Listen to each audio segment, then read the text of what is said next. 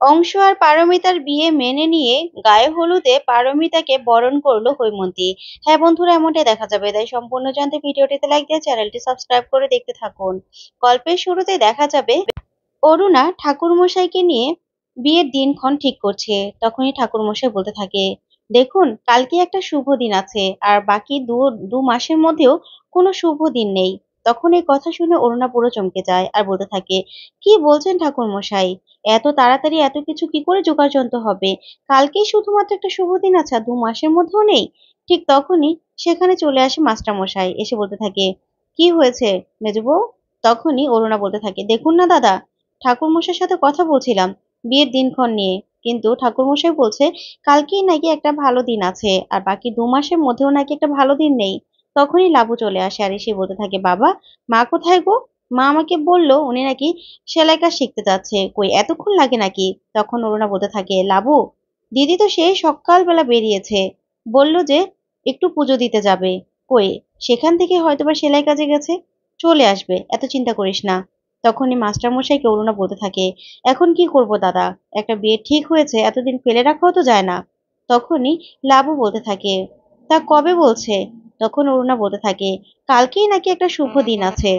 তারপরে মাস্টারমশাই বলে, সেটাও তো ভাবার কথা, আগে শানুরা সবাই বাড়ি ফিরে আসুক, তারপরে না হয় ঠিক করা যাবে। অংশের বাবা মা কি বললো, ওরাও নিশ্চয়ই খুব খুশি হয়েছে ব্যাপারটা শুনে, একটু আসুক ওরা, তারপরে না হয় কথা বলা যাবে। তখন ঠাকুরমশাই বলতে থাকে, আচ্ছা তাহলে আমি গেলাম। তখন ওরা বলতে থাকে, আচ্ছা ঠিক আছে ঠাকুরমশাই, আপনিও কিন্তু তৈরি থাকবেন, কালকে যে কোনো একটা খবর হতে পারে। তখন লাবু বলতে থাকে, কালকেই কাকিমণি? তখন অরুণা বলতে থাকে, আর কি করব বল। তখনই শানু ওরা সবাই চলে আসে। তখন মাস্টারমশাই বলতে থাকে, ওই তো সবাই চলে এসেছে। তখন রোহিতরা সবাই আসলে সবার মুখ ভার দেখে সবাই চমকে যায়, আর মাস্টারমশাই বলতে থাকে, কি রে শানু, কি হয়েছে, তোরা যে চুপ করে আছিস? তখন পারমিতাও দাঁড়িয়ে আছে। তারপরে ফুলকিকে অরুণা গিয়ে বলতে থাকে, ফুলকি, কি হয়েছে রে ওই বাড়িতে, কি হয়েছে?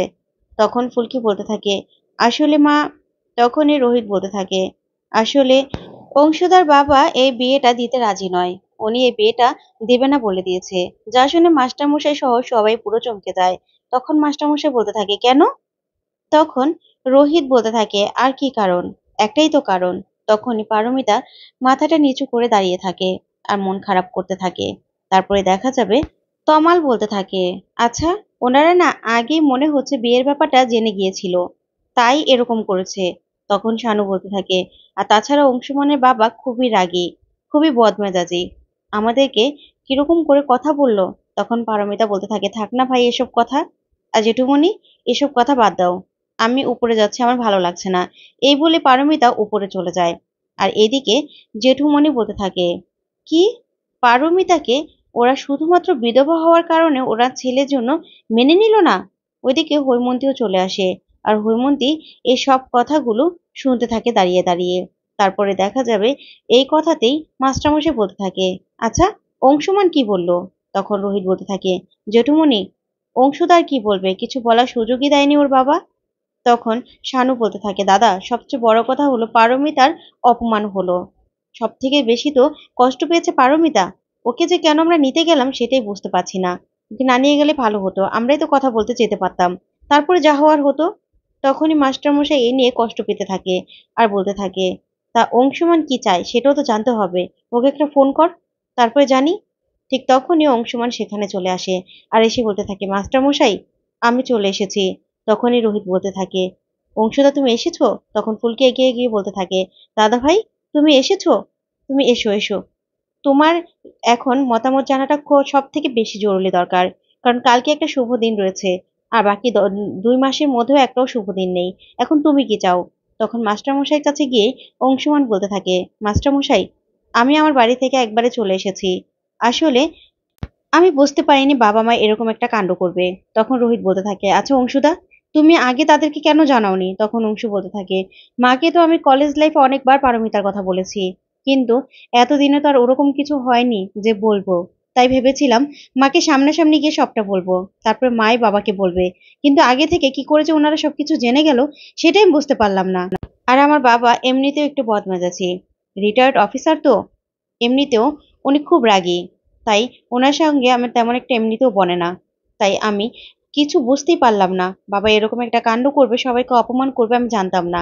তখন তমাল বলতে থাকে, আচ্ছা স ওনারা আগে জানলোই বা কার মাধ্যমে? তার কারণ অংশুদার বাড়ি তো আমাদের এখান থেকে অনেক দূরে। তখন রোহিত বলতে থাকে, তাই তো, সেই হলদিয়ার কাছাকাছি। তারা কার থেকে জেনে ফেললো? তখন মাস্টারমশাই বলে, যাই হোক না কেন, এখন অংশুমান তুমি কি চাও? তুমি কি বিয়ে করতে চাও? তখন অংশুমানকে ফুলকি বলতে থাকে, দাদা ভাই, দিদি উপরে আছে, এখন মনে হয় তুমি দিদিকে মানাতে পারো। দিদি খুব মন খারাপ করে আছে, তোমার একবার দিদির সাথে গিয়ে কথা বলা দরকার। চলো সবাই চলো।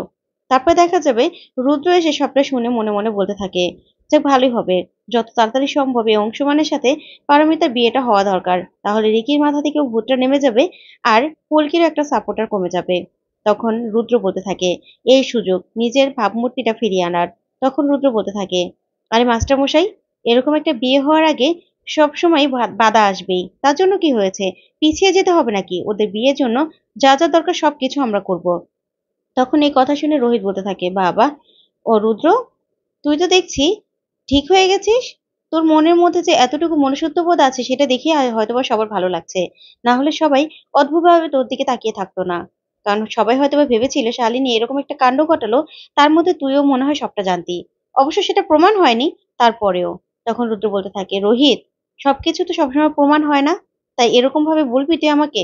আমি কি তোদের কোনো ক্ষতি চেয়েছি কোনোদিনও? তখন ফুলকি মনে মনে বলতে থাকে, বাবা, জামাইবাবু আজকাল এরকম করে কথা বলছে, না না, এখন এটা বাড়তে দেওয়া যাবে না, প্রমাণ সহ জামাইবাবুকে ধরতে হবে। তখনই ফুলকে গিয়ে রোহিতকে বলতে থাকে, আহ স্যার, কি যে করেন না, আগে সবার আগে দিদিকে মানাতে হবে, চলুন তো সবাই মিলে। এই বলেই অংশুকে নিয়ে সবাই পারমিতার ওখানে চলে যায়। তখন রুদ্র মনে মনে ভাবতে থাকে, কি হলো ফুলকি, রোহিতকে কিছু বলতে দিল না, এভাবে চলে গেল কেন? কিছু কি ও মনে চলছে? এই ভেবে রুদ্র অবাক হয়ে থাকে। ওইদিকে দেখা যাবে পারমিতা দরজা বন্ধ করে থাকলেই ফুলকিকে সবাই দরজা ধাক্কা দিতে বলে। তখন ফুলকি বলে, আচ্ছা ঠিক আছে, আমি ডাক দিচ্ছি।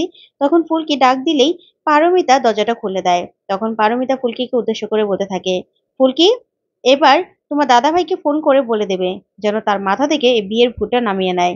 কারণ ওর বাবা মা কোনোদিনও আমাকে মেনে নেবে না। তাই এগুলো নিয়ে আর চিন্তা ভাবনা করার কোনো দরকার নেই।